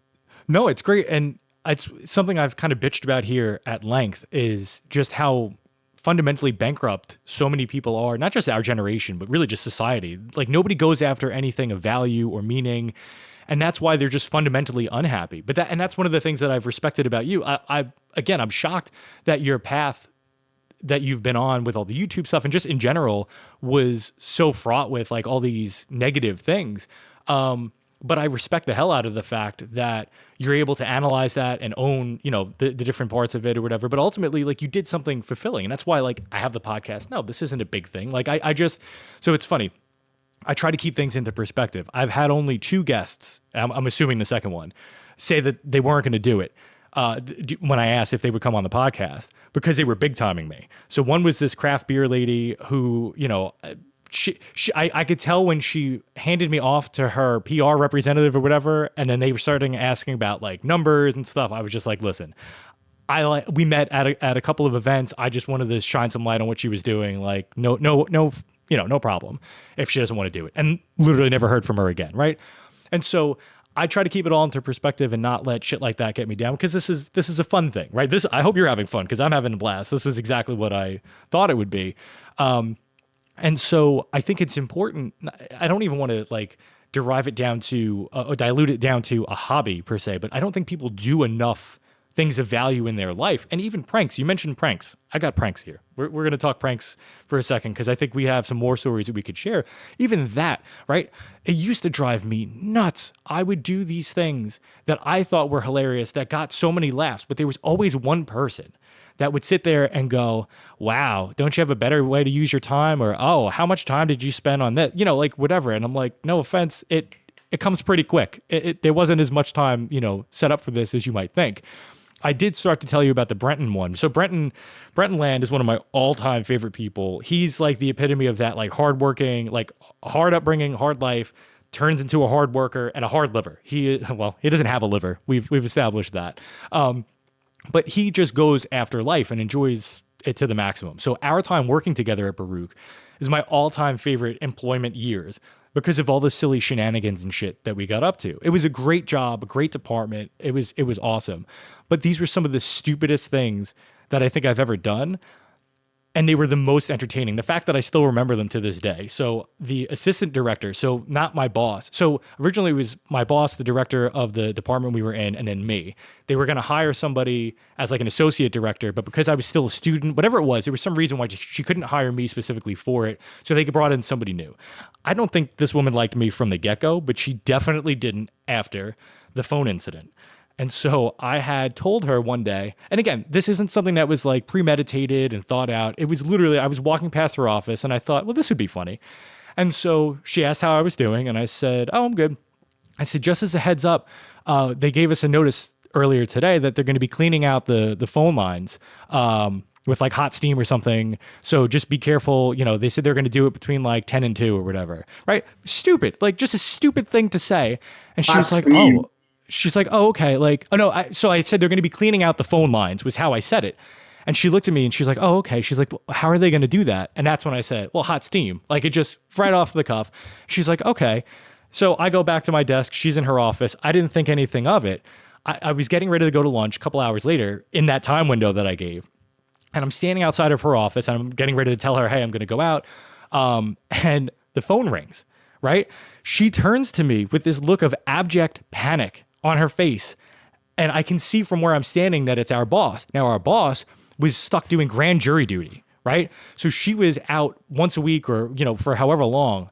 And I knew like if she was calling us, it was something serious. Like there was a reason that she was trying to get in touch with us. And I could see that it was her name popping up on the phone. So the woman's like, I can't pick this up. And I was like, what do you mean you can't pick it up? Pick it up. She's calling. Like, and she goes, no, they're going to be cleaning out the phone lines. And I was just like, oh, I didn't want to like say anything. So she goes and she picks up the phone, and Eddie, this is seared into my mind. I wish I could recreate it. She reaches out, right? And pulls her hand back. The phone is still ringing. She reaches out. It quivers. She grabs the receiver. She doesn't even put it to her ear. She has it here, right? Out to the side of her head. And she screams into it, Jennifer, I can't talk. They're cleaning out the phone's steam line. And she throws the phone into the corner. I'm already on my way back to my desk. Before I even get there, the boss is now calling me. And she said straight out of the gate, didn't say hello, didn't say anything. She says, what did you do? And so then I had to own up to it or whatever. The funny thing was, dude, I thought I was going to lose my job. My boss wasn't mad at me. I mean, she was definitely not happy with me. She was more mad at the other person for believing that they were going to clean the phone lines out with steam. It was great. It was a good time. So yeah, that's just one of many crazy things from Baruch. I think that's great. I have this master plan that we should make a Google Doc and give it to access to all the pranksters in our life, because we know no one's going to fucking delete everything. Just add your prank and then just the idea of the prank and then maybe the anecdotal way that you used it or shit that can go wrong with the prank. You got to be careful, though, because you're right. I think that, Betty Davis, Betty Davis, the actress? Yeah. She used to say that back in the day of making movies, everybody was pranking each other on the set, having fun, laughing. That's how you create memories. Nobody's you weren't looking to hurt your coworker. You weren't looking to mess with her job. You were just looking to have a little bit of fun. And Betty Davis would say, then once the union started coming in and saying, no time for jokes, no time for jokes. Then all the fun got taken out of making movies, and all the fun can get taken out of working in an office. Like I have people to this day, Matt, who will message me and they'll say it was one of the best times of their life working in that office because there was always some fucking prank looming, always a prank looming. And it was the most confusing shit, like you said. Did she know it was you? Did you ultimately tell her it was you? Yeah, I don't think I was able. I don't remember in retrospect how that conversation went. I think that she got chided from the boss about it. And I think she saw me and Brenton laughing, and that's probably what did it. She must have like addressed it at some point. But I'm realizing now that I'm thinking about it, that Brenton really was sort of like, I guess he's the devil on the shoulder sort of thing, because the other one, I think I started to tell you about the other one with his friend, right? He did, but I didn't fully understand it. So this is my coup de grace, my all-time favorite prank. Like this is the one that would go into that doc as a special entry because it was all off the cuff. We were bored one day. Brenton and I were both really hard workers. We had our shit done before 9 a.m. Like usually he would get in around 8. I was already in. So the day's work was finished before the day really officially began. So this is why we would get up to these stupid things. And I don't know why. He had this one pair of brothers that he was friends with. And just the stories of these guys alone. One of them like almost burned their apartment to the ground because he dropped his girlfriend's like jar of perfume or something and didn't want to go into the kitchen to get paper towels to clean it up. But he had matches in his pocket. So he lit a match and threw it thinking that it would just like burn up real quick. And clearly you can tell how that went. And so it just escalated from there. Brenton just happened to come home at the time. And he's like, and the guy's just standing above the, flaming puddle coughing. And so this is what we were dealing with just in terms of these guys specifically. The other one was even crazier. And I don't know why Brent was annoyed at the guy, but he wanted me to just fuck around with him. And if you remember, Brenton was really big into like, I don't know if he did improv per se, but I know he did stand-up comedy and he's just a really funny guy. And so we would do that from time to time, not improv necessarily, but just like random shit like that, comedy wise. And so I was like, oh, this is a perfect opportunity to flex those muscles. Like, I'll get on the phone with him. He said, I think it had something to do with like the guy got like a fraudulent charge on his credit card or something. And he was like losing his fucking mind about it. So Brenton thought it would be funny to mess with him with like another fraudulent charge. So I was like, I got this. Just give me the phone. And so I pretended to be from, and again, this is all like happening in the moment. It was just what I was thinking of. So I told him that he was overdue on his Tits and Giggles account. Tits and Giggles was the name of this fictitious, adult entertainment store that we created in the moment. And I just loved and again, you'll appreciate this. The detail, what really sold it for me was me pointing out 5 or 6 times that we're the nation's leading provider of refurbished, adult entertainment items. Cause that just seemed like a great, refurbished, right? It's just, again, the detail.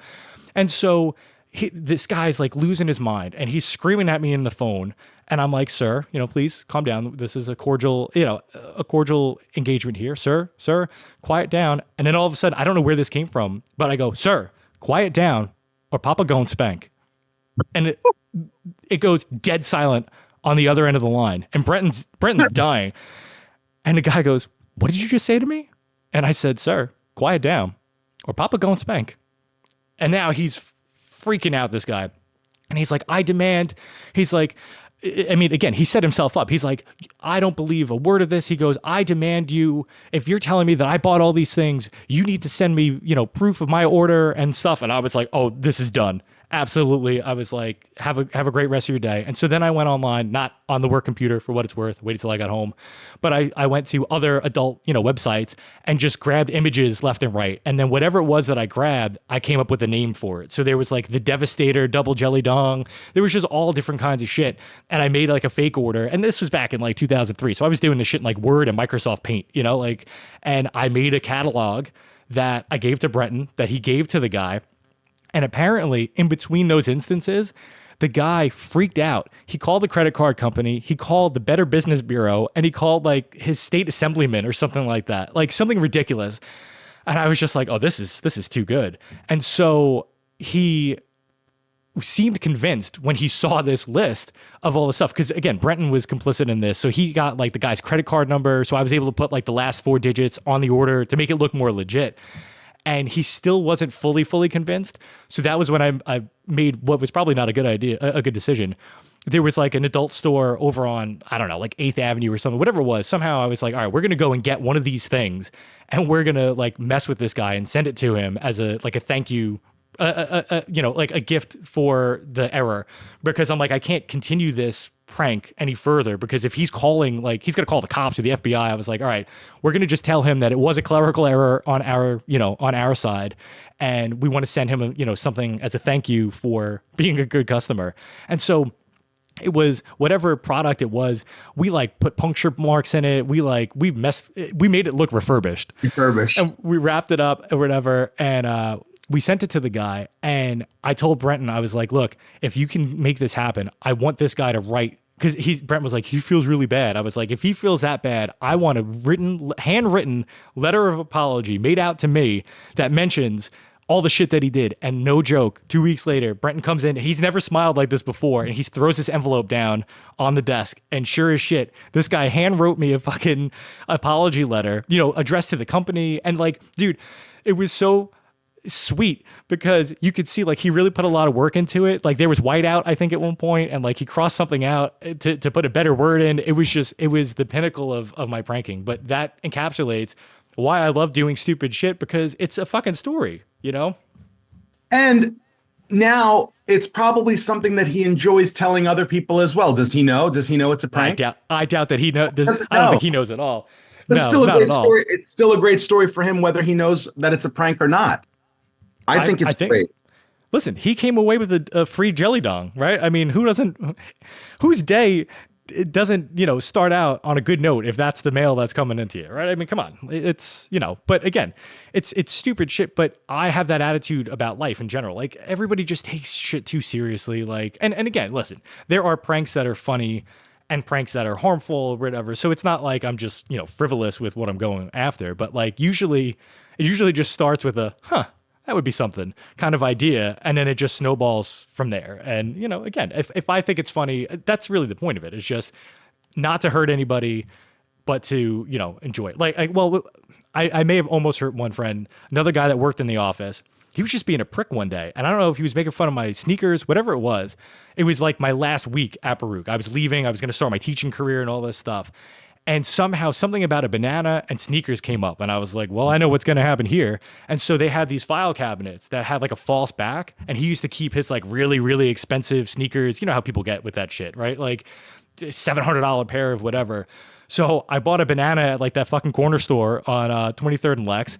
I had a Ziploc bag, so I put it in. I finagled, I took all the shit out of the drawer. I moved the hidden back and I just tucked it into his very expensive sneaker. Didn't think anything of it. Figured he would find it the next day, the same day or whatever. This was August. It's October and we're talking.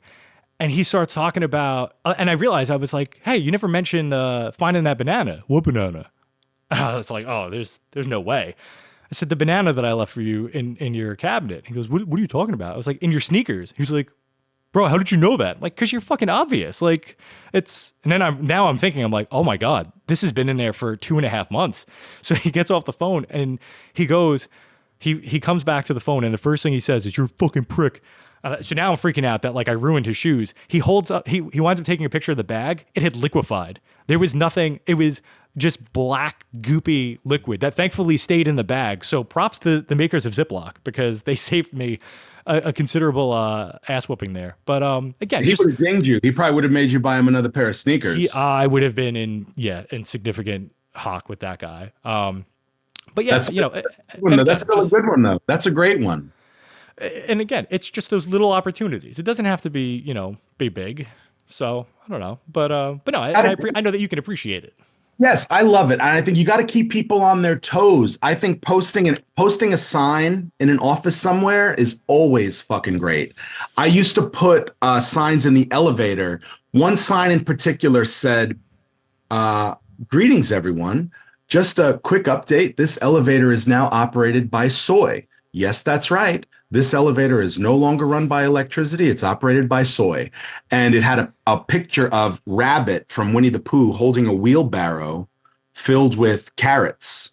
And people would get on the elevator, they'd read the sign, and then they would say to each other, can you believe this elevator? Look how futuristic.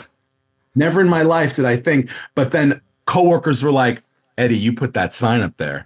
I even put another sign in the lobby that said, let's have some holiday cheer. And I said, add your favorite festive photo to this holiday spirit board. People in the building filled the board. Oh my God. With photos that they would print out, added decorations. So even though it was a prank, it was still kind of like bringing people together. A prank is always a good story. You could also do this. Put this in your back pocket. You take a coin, like a nickel or a bent paperclip. You make photocopies of it, like 30 or 40 photocopies. Then you take the paper clip, throw it out, put the coin in your pocket, and then take that paper that you just printed on and put it back in the printer. Oh. Whoever prints next has already got a bent paper clip or a coin on their document. Now, it is wasting paper. So that's, it's wasting paper. But then you get people saying, who's sticking coins in this machine? There must be a coin stuck in the gears somewhere. And then we're banging the copy machine. Then I got to go and fix it. So I'm over there looking for this jammed paper clip. And then we're printing stuff. And then they're looking at the 2 pages saying, look, you moved it. It moved a little bit. Meanwhile, it never right. moved. Or people who have done this one, I've never done it, but they put, this printer is now voice activated. Oh, that's great. Have you seen that before? No, but that's genius. See, that's exactly the kind of shit. I would walk past the copier room laughing every day, listening to people fucking print 5 copies. Print 5 copies. But that's what I mean. And again, right? Like, oh, the haters, the naysayers, right? Like, that doesn't take a lot of time to come up with. So funny enough, with the sign, you just reminded me of my other favorite Baruch prank. We had an honors lounge in 17 Lex. So you remember that before they redid it, it was an old ass building. I mean, it was whatever. So this looked like your creepy Victorian, library. Like it had, the bookshelves all around the room and the old timey, like musty furniture and stuff. But it was a place that we could go and hang out and was, what it was. But there was a corded phone that was there, and it used to drive me nuts. Eddie, it drove me nuts for 3.5, 4 years. I needed to know, and it would ring at random, and nobody would be on the other end. And it just irritated the piss out of me because I'm like, I want to know what the phone number for this fucking thing is because the opportunity here is limitless. Well, again, opportunity strikes. It rings one day, and I pick it up, and it was a lady looking for, whatever store in Manhattan. And I told her she had the wrong number. And as she's apologizing, it clicks, and I said, wait. What number were you trying to reach, or what did you dial, right? So she tells me, I write it down, we hang up, I wait a minute, I call that number, and the phone rings. Dude, you have to understand something, right? So the first year's worth of Macaulay Honor Scholars, the CUNY Honors kids, I think was the best because we were all smart, but we had social, intelligence too. Like we were normal kids that just did well in school. As they started to raise the bar, right, the quality academically of these kids continued to rise. But there was a noticeable shift, right? They were much more uptight. They were studious. There wasn't like a lot of social interaction. We were probably unbelievably obnoxious to the younger kids because we're having fun. Like we're in college. We're, acting like college kids. And so I'm like, oh, look at me. I'm going to prank call this room and bother people. So I called like 2 or 3 times. And then one day, like this kid walked over and just took the phone off the hook and put it down. And I was like, all right, touche. So I went home and I made a sign that looked like the same font, everything for all the like official Baruch shit. And I taped it up right above the phone. And it was like, this phone is not to be, taken off, whatever it was. It's an emergency phone. It'll set off an alarm, whatever stupid shit that I threw up there. And I waited. And to be fair, I understand this makes me kind of a prick. But again, all of these like really uptight, nerdy, kids right around finals time, you remember like that anxiety would peak. Everybody was like on edge. And man, when I tell you like the week leading up to finals, I would just sit there and call it over and over and over again. And it was so funny because the nerd rage, like you'd see the kids like look over from their table and be all pissed off. And then they would get bold enough to get up and walk over. But it was as if that sign that I made was a force field and it just deflected them back because they were such rule followers that they didn't have the gumption to do anything with the phone. I remember one kid put a pillow over it and tried to like dampen it. It was so great. I didn't do it much after that. But again, it's opportunity and taking advantage of it. I think it's great. I think it's great. And it adds a little something into this world that can be, not always fun all the time. And we need to insert fun and inject fun where we can. Nobody's getting hurt. Nobody's getting harassed. Nobody's getting abused. I feel like, and you're right, because what year were you born? 83. I'm 85. So we're peers, but you're right. There's something about our generation that we were still good students, but we didn't grow up with the internet. We didn't grow up with the cell phone screen addiction and all that. So we had fun in school. We still knew when we had to get our work done, but we still made it fun. That doesn't really happen anymore. It's a completely changed place. And I think, if anything, I'm really grateful about that, because if we had cameras or smartphones with recording in high school, which some people did. Some people had the grainy Nokia that could take like 5 I remember that. Of a video. I mean, I would watch those tapes until the day I die because the shit that went down only exists in our memory. Like Rose said from the Titanic, Jack only exists in my memory. That's where those memories are. They're not recorded. Well, it's because she couldn't move over on the fucking door or the bar, whatever it was. God, she's such a bitch. No, but you're right. And so I guess we had AOL, right? An instant messenger. So for us, I think, and again, I hadn't thought of it until just now. So we had that online experience, but it was at home. We didn't have it on the go. Like we would go to school, we would have our day at school, And then I don't know if you had this experience too, but like I had the kids that I was friends with in school that I interacted with there. And then I had ones that I interacted with online, and some of them crossed over, but there was like almost like a different personality. Like, I don't know. I don't know how to describe it other than it was like two different social scenes that we had. 2007, I think, was when the first iPhone came out. So we even went through college without it. Like we had access to computers, obviously really readily at Baruch, but you had to be in a place and like specifically be there to use it. Where that fell off for me was the advent of like the smartphone and stuff. We used to rent a cabin. We started in 2003 or 4, way the fuck up in the Adirondacks, with the purpose being to tune everything out. We would go like sledding down this crazy ass hill in the middle of nowhere, and you know, we would go skiing, and it was just a fun time. And I remember once '07 or '08 hit, and then some of my friends had smartphones because I was a holdout. I didn't want anything to do with that. I saw what it was going to become and was like, no, fuck that. Like, I'm not going to, if I'm tuned in all the time, I'm not going to be able to live without it. And sure enough, like we used to bring, we would bring fucking board games and cards and play beer pong and do all this shit. And I remember the first time friends came with the phones, it was completely different. They spent the entire time on the couch, you know, posting about what we were doing instead of doing what we were doing. And I mean, now, obviously at this point, like it is what it is and there's more of a balance to it. But at that time, because it was so new, it completely ruined the experience of what we were trying to go for. And nobody wanted it. It was just me at that point. I was just like, all right, well, you know, I guess we're not doing this anymore. Then you become the grouch curmudgeon taking people's fun away because Yep. yeah, you it's lose-lose. I put my phone on do not disturb the second I step into a dinner, a meeting like this, happy hour at a bar, an event, and I want to be able to disconnect because I'm on it so much throughout the day. And not everybody feels that way, though. People also look to it for comfort.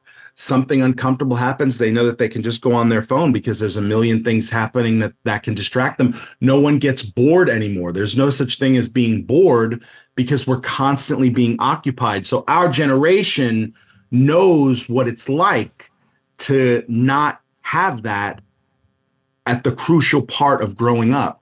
You see the documentary Brats on Hulu? No. It's about the Brat Pack, Andrew McCarthy, Demi Okay. Yeah. Estevez, Ali Sheedy, Judd Nelson.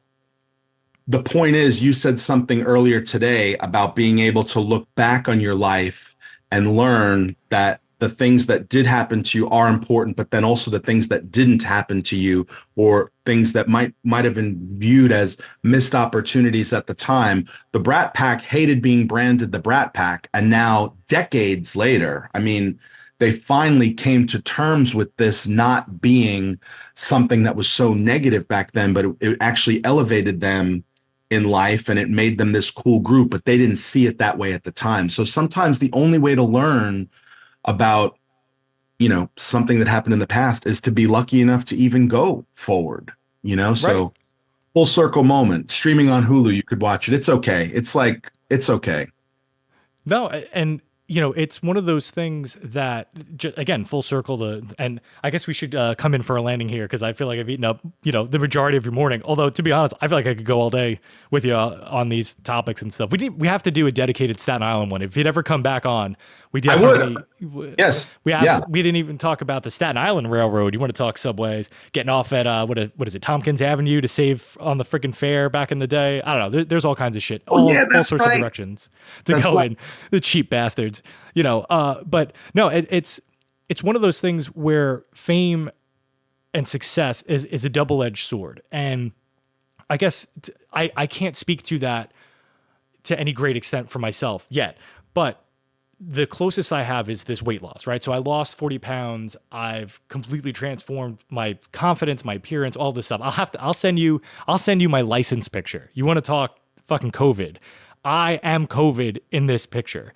It was March of 2020 that I had to go to the freaking the DMV to get this picture taken. So I have the full mountain man beard. Like the person in this New Jersey license photo has been through some shit.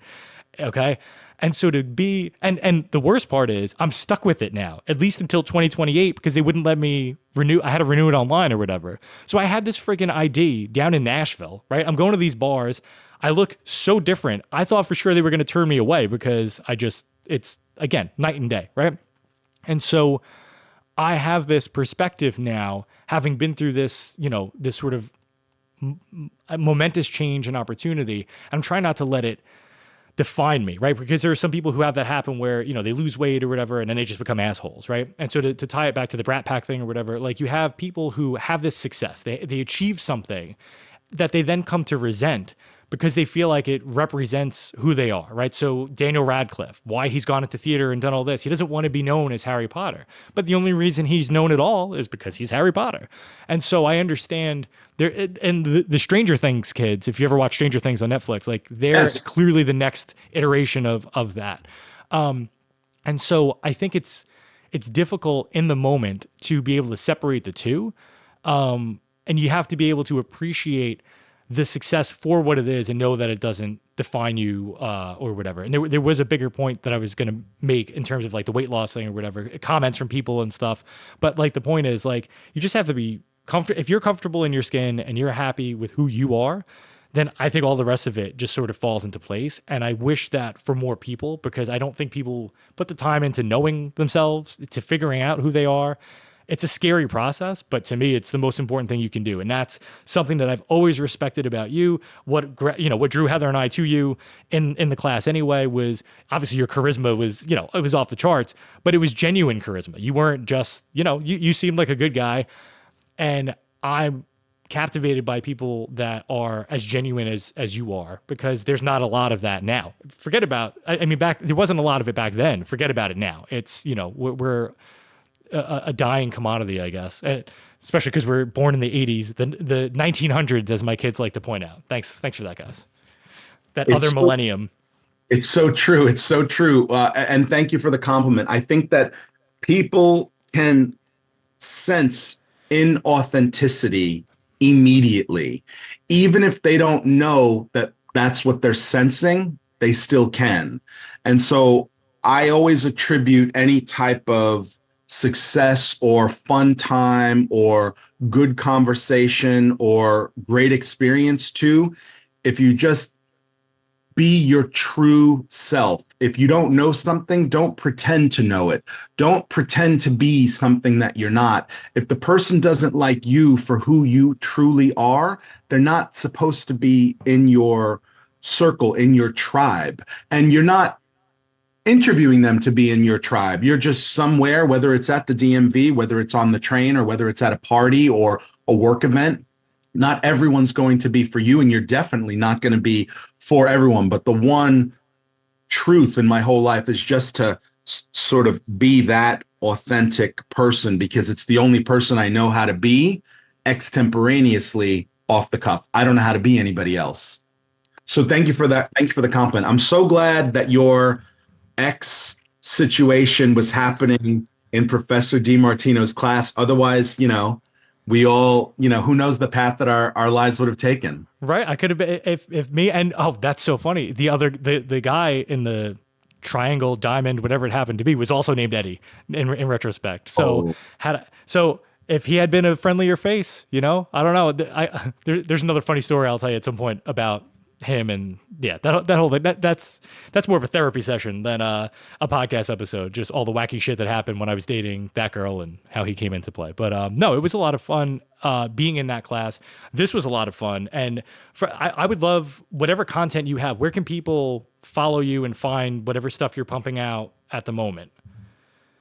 I love using Instagram Story. I feel like Instagram Story is a fun 24-hour little hit. And I still have I have a secondary YouTube channel that I still do occasionally post on. All of my handles are just Eddie Going, at Eddie Going. Okay. But I love knowing what people like and don't like, and follow, unfollow, watch, don't watch, hate watch if you want, but just live your life and knock it off.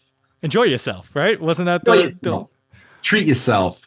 Treat yourself. There we go. Oh, I had one job and I couldn't stick the landing. Terrible.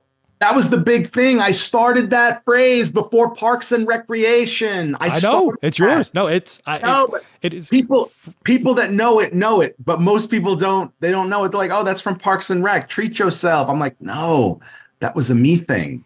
Anyway, doesn't matter. I'm over it. And content-wise, did you and Nick have something that you guys did together at some point? We did a comedy bit called Yeah, Joey and Freddie. that's okay.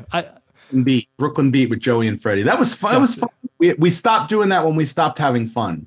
But I think that when you edit this and if you want to do another one, I'm happy to do another for sure. And I'd love to come up there and see you guys in person, whether we're recording something just to do a social visit. Do you have Yeah, a pool, a swimming pool?